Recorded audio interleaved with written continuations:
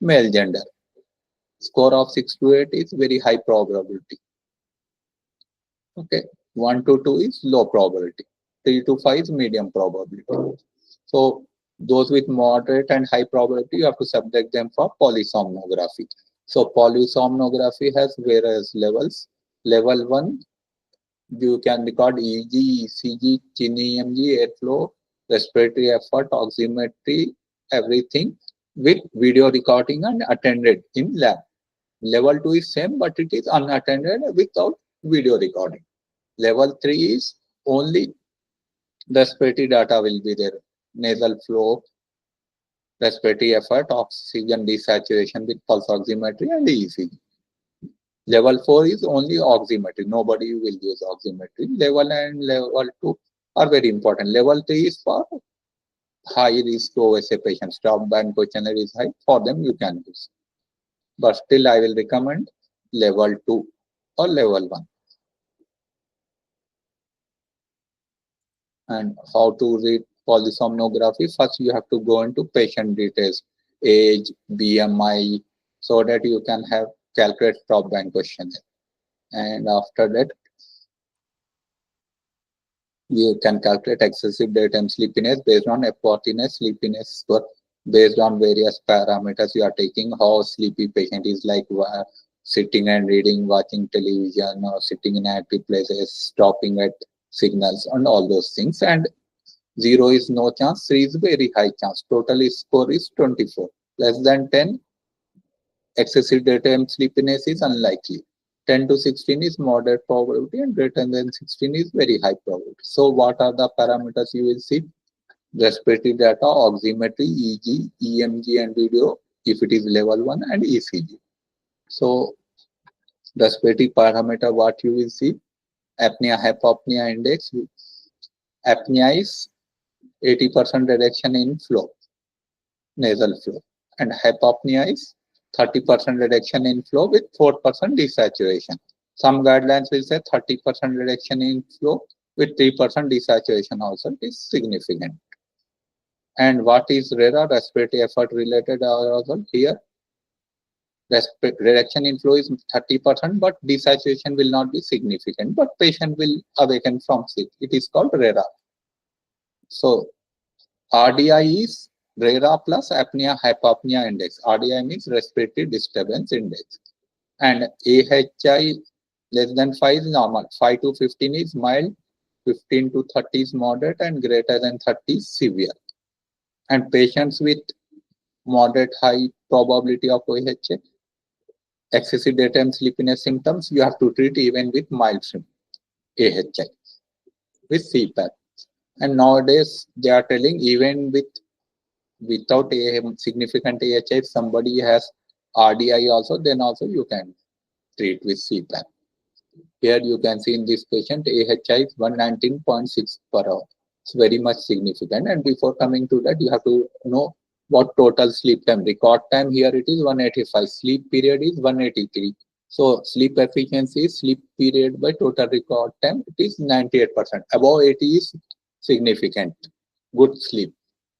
And here one perplexing case stage R latency, which is 140, very high. It should be 20 to 30 minutes maximum.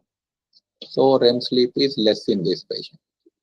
And here you can see oxygen desaturation events, and AHI is almost same, only 6 is there. Oxygen desaturation means here strictly will take 4%. In AHI hypopnea, you can take even 3% also. That's why some cases you will see this variation. And limb movements above 15 is significant per hour. And here you can see nasal flow.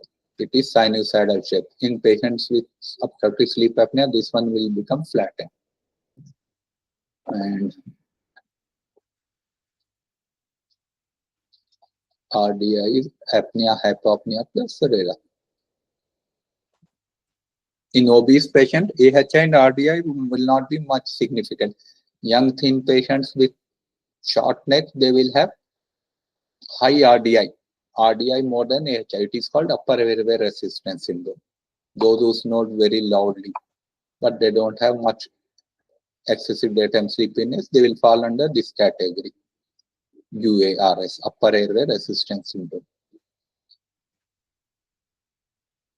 So respiratory event index, this is for level 3 study.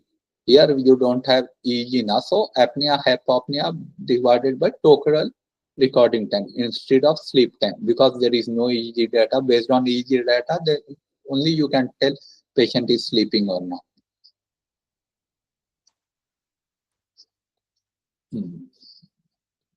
This is very important. Positional AHI. So many studies, you will see AHI and you will neglect.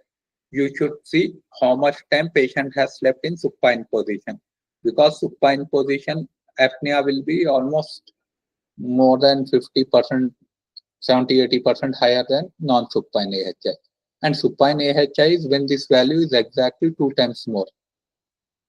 Here you can see in this patient. Yes, slept in supine position 47%, and right in supine position it is almost more than double, 37.5. Here it is 17.6. So this is very much significant. Positional AHI, this is called. And for positional AHI, you can use these tennis balls so that patient will not be able to sleep comfortably in supine position. And one more, FDA has cleared this device called ZOMA, ZOMA, for positional therapy of sleep apnea. And here you can see REM stage is very important. 42 REM AHI in this patient. So, what is REM related OSI? AHI in REM sleep is almost more than 2 times that of non-REM. If patient is not having sufficient REM sleep, so you will be underestimating obstructive sleep apnea AHI index. So you won't be able to assess proper scoring of AHI. Here you can see. This is REM sleep. This is awake. This is NREM, deep stage sleep.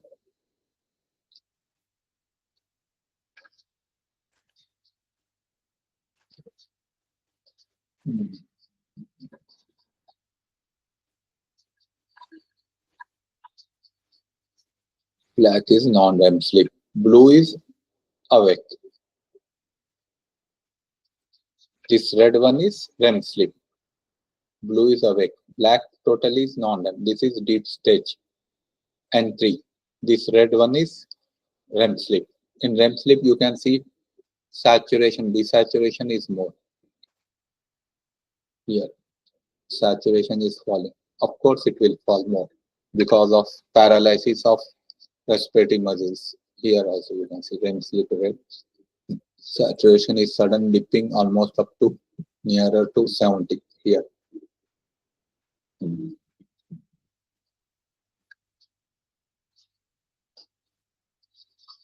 Here central apnea is not there, so 0. All apneas are obstructive only. In heart failure patients, if you do sleep study, you will get mixed pattern. Almost 70% will be obstructive, 30% will be central. So you can call mixed pattern.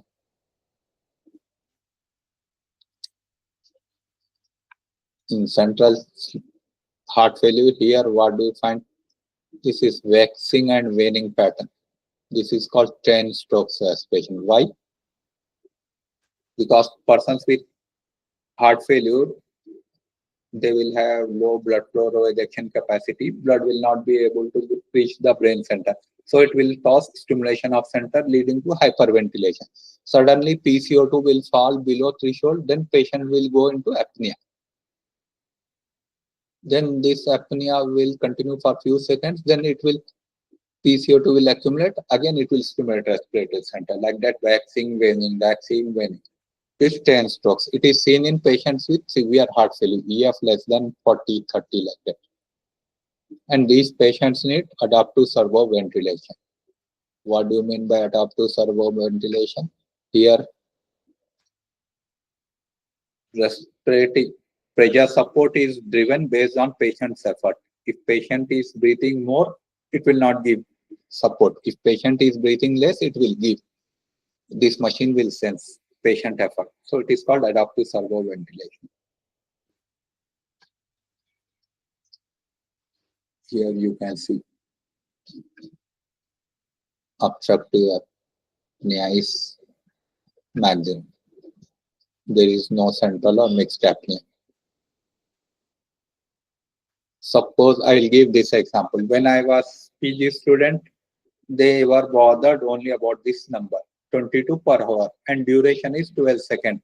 Here B, you can see it is only 10, but duration is almost 7-8 times higher. So this patient is bad or this patient is bad? Why? Here AHI is more. Here AHI is less, but event duration is very high.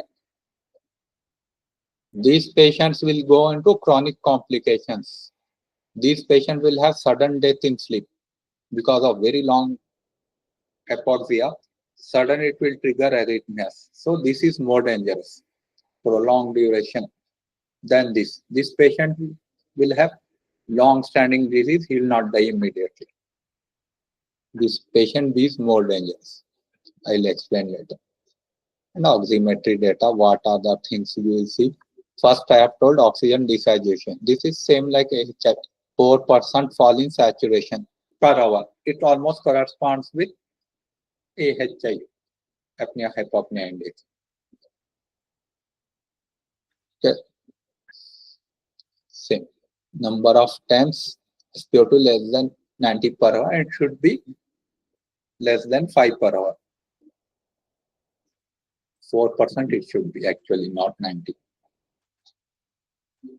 So mean oxygen saturation, it should be more than 90. Here it is less than 90, then it is significant. Lowest saturation, at no point patient should have less than 80%. So if it is less than 80%, what will happen? It will trigger arrhythmias. Lowest saturation as well as very prolonged duration. These two will trigger arrhythmias and patient will have sudden deaths. So hypoxemic burden is the duration of time in which saturation is less than 90%. This into total duration. Till hypoxemic burden. So all four are important. Here it should be 4% instead of 90. Here you can see mean oxygen less than 90, exact 89.5. It is significant. Lowest is less than 80. It is very much less. So this patient will have high chance of sudden arrhythmias. Less than 90% is 74.9. So it is very much significant, almost 41% of that time. Less than 80 is 8.6%. This is also very much significant. Okay.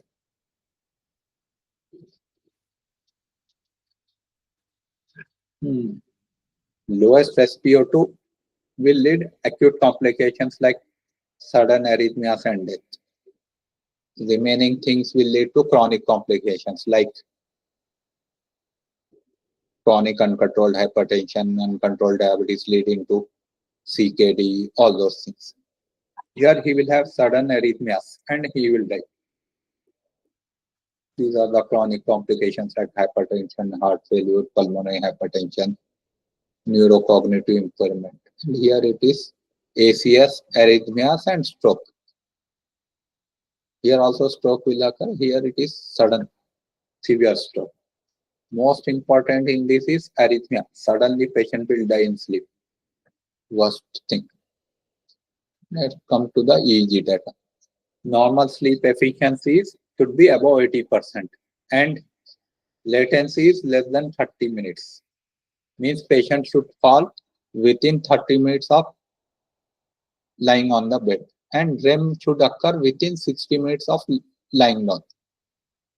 Okay.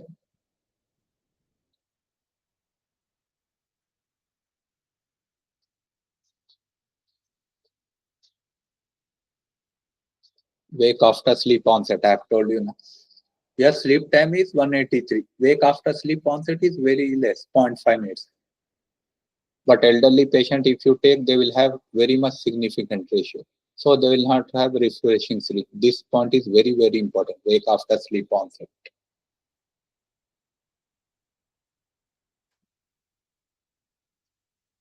So these are the percentage you can take photo.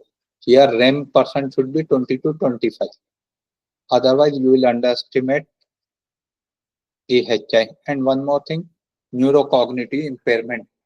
Patient will have memory loss because of less REM sleep.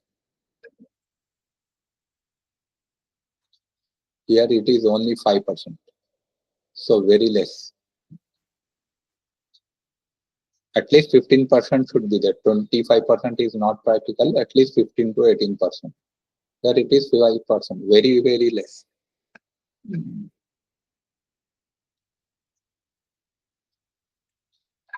Blue one is awakening.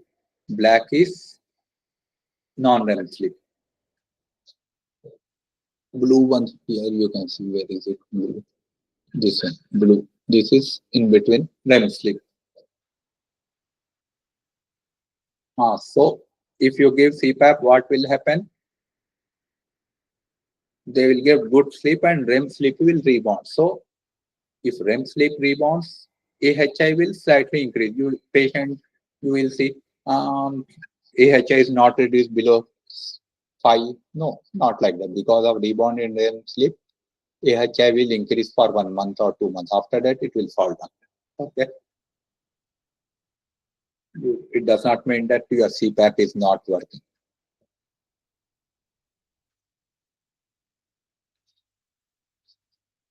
Here in this, you can see awakening 5, arousals 162. 162 is very much significant. And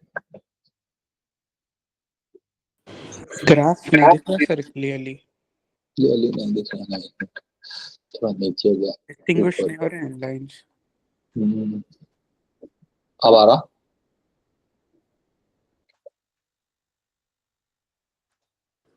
arousal index बहुत very much significant 25. Wake after sleep onset बोल के बोला था ना, ये इसमें मालूम है अराउजल इंडेक्स.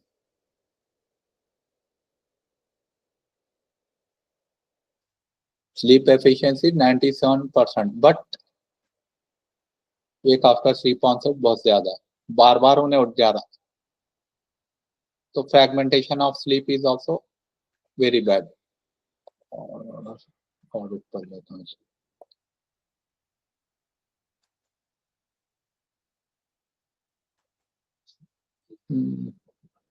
मिनिमम ऑक्सीजन डिसैचुरेशन 88, उतना बैड नहीं है इसका. लिम्ब मूवमेंट्स भी बहुत ज्यादा है. Above 15 is significant. तो sound sleep is not having sound sleep, वही है meaning. REM latency is also very high, 207 minutes.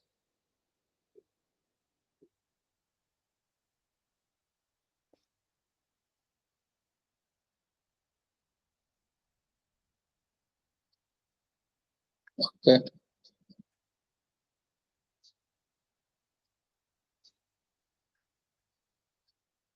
Slide एक मिनट, इसको ऊपर खींचता हूँ. सेव करा था कैसा नहीं.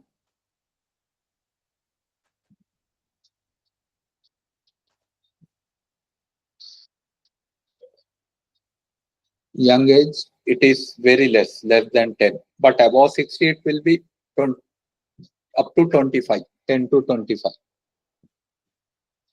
per hour, not total number. Okay.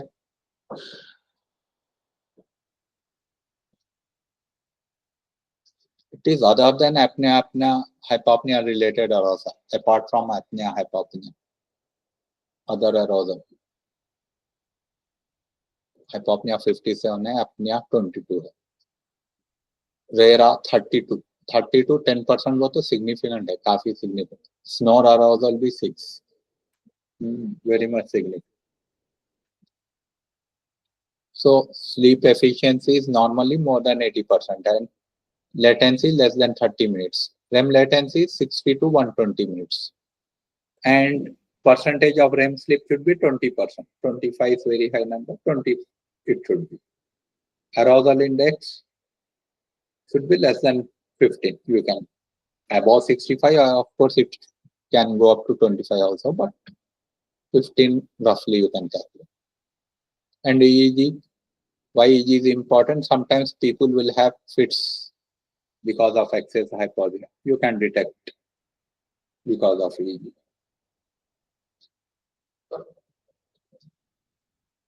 Periodic limb movements less than 5 is normal. And parasomnia means REM sleep, you will be paralyzed or you will be awake. Awake. REM sleep, you will be awake. Paralyzed. Paralyzed. In these patients, it will not be. So some people will, you might have seen in movies, they are walking in sleep. It's called somnambulism, biting teeth. All those behavioral disorders are parasomnias. It is called.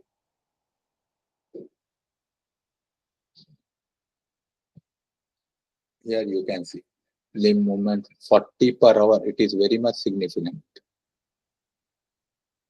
This patient 40 per hour.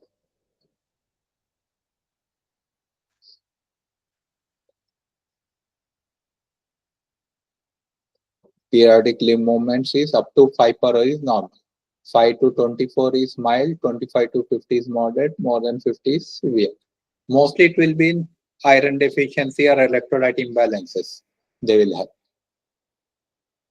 Otherwise, psychiatric disorders.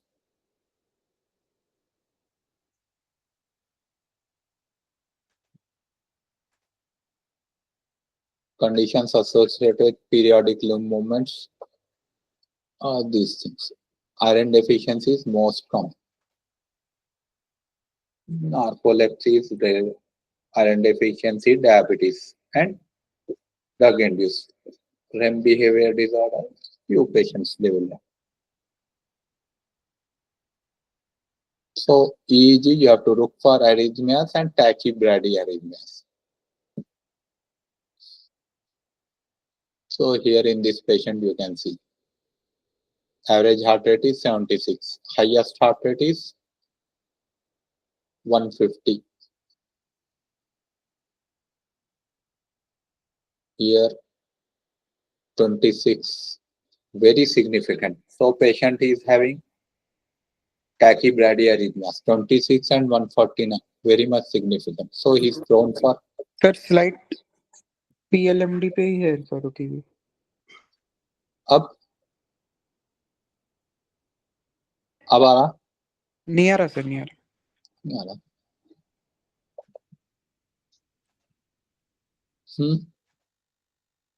है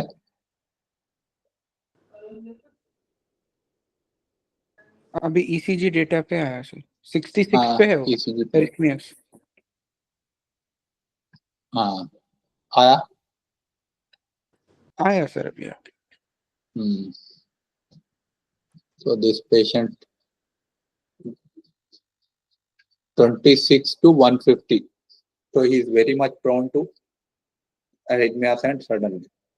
Lowest heart rate 26 is very much significant. And highest is, of course, it will be there. So he is prone to sudden death.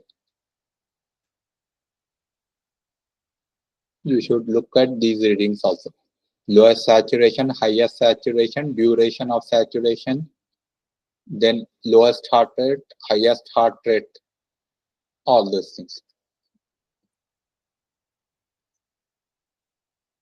Here according to body position.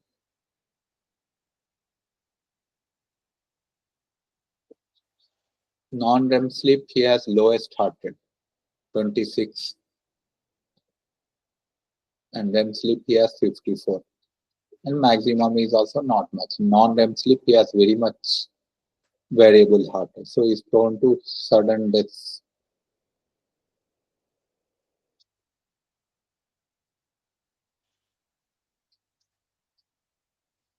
So below 60 is same like normal awake. See, bradyarrhythmia above 100 is tachyarrhythmia.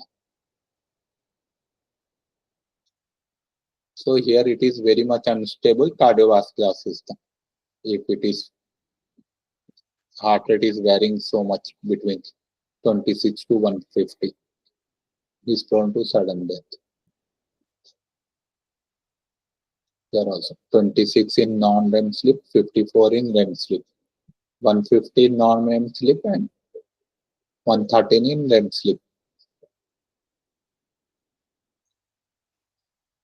In supine position, he has very low heart rate, 26. When compared between REM and non-REM sleep, he has going into bradyarrhythmia, severe bradyarrhythmia.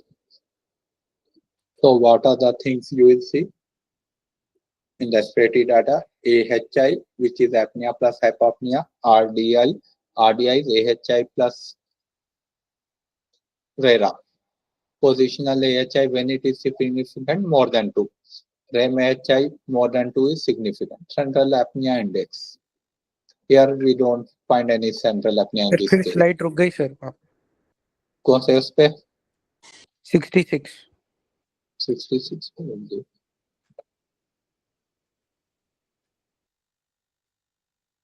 आ रहा हाँ 12 sir slide show में नहीं आ रहा 26 to 150 variation is. So what are the parameters we see in respiratory? AHI, RDI. RDI is AHI plus RERA. Positional AHI supine compared to non-supine more than 2 is very much significant. REM versus non-REM more than 2 is also very much significant. Central apnea if they have. And chain strokes if patient is having heart failure you can see. And longest sir एक duration बार chain stroke आप mechanism explain करे थे because what will happen heart failure, blood flow to brain supply will be less. Okay. So patient will have stimulation of respiratory center. So he will breathe heavily.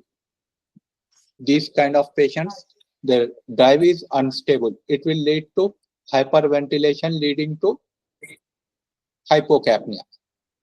हाइपोकैप्निया हुआ तो क्या होता है respiratory centre suppress हो जाता, total apnoea हो जाता। Again apnoea कब तक होता, फिर पीसीओ2 बहुत ज्यादा बिल्डअप हो गया तो फिर से स्टिमुलेट करता ऐसा। ओके सर पीसीओ2 पीओ2 मैक्सिमम पीसीओ2 फ्लक्चुएशन होना, इनिशियली पीओ2 से होता बाद में पीसीओ2 पे। So oximetry what you will see, oxygen desaturation index less than 4% fall. Mean oxygen is less than 90% is significant. Nadir is lowest, less than it is very much significant. So hypoxemic burden is total amount of sleep time spent under 90% saturation. So lowest oxygen saturation is also important, and time patient is spending under hypoxia, that is also very much important. And EEG what you will see, sleep efficiency more than 80% significant, latency should be less than 30, and REM latency should be 60 to 120. And stages of sleep, REM should be at least 20%. Most of the times you will spend in N2 sleep 50%. Those who are on antidepressant psychiatric medicines, their N3 and REM sleep will be suppressed. They'll spend maximum time in N2. Arousal index is number of times patient will awaken from sleep. Normally, young patient it should be less than 10, but as age increases, it can go up to 25. Arousal leads to sleep fragmentation. So, quality of sleep will be less, and he will have, what do you have because of lack of sleep? Cardiovascular instability. Sympathetic nervous system hyperactivity होता, so bradytachyarrhythmias develop होता, and limb movements more than 5 is significant. And most common causes of periodic limb movement is diabetes and iron deficiency. Parasomniasis, in REM sleep, you will have complete paralysis of muscles. Here, patient will not have paralysis. Patient can move during REM sleep also. That is called parasomnias. He can walk. He will have teeth grinding. That is called bruxism.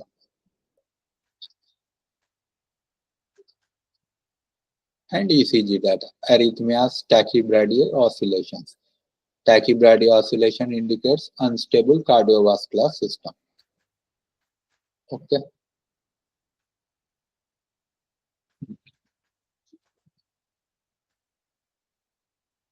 This somebody, you can take photos, RDI, respiratory data, oximetry data, and EEG data. Sleep apnea based on stop bank questionnaire. So what is stop bank questionnaire? S for snoring, T for tiredness, O for observed apnea, P for high BP, B for BMI greater than 35 kg per meter square, A is age greater than 50, and is neck circumference more than 40, and these three data are important. 1, 2, 3, you can take snapshot or photos. Sir ये PPT भेज दीजिए ना sir group पे. नहीं, photo ले लो. Recording हो गई, उसमें देख ले सकते. ड्राइव में रिकॉर्ड हो गया. ये सीसीआई की थी सर ये यूट्यूब वीडियो. और सीसीआई की थी.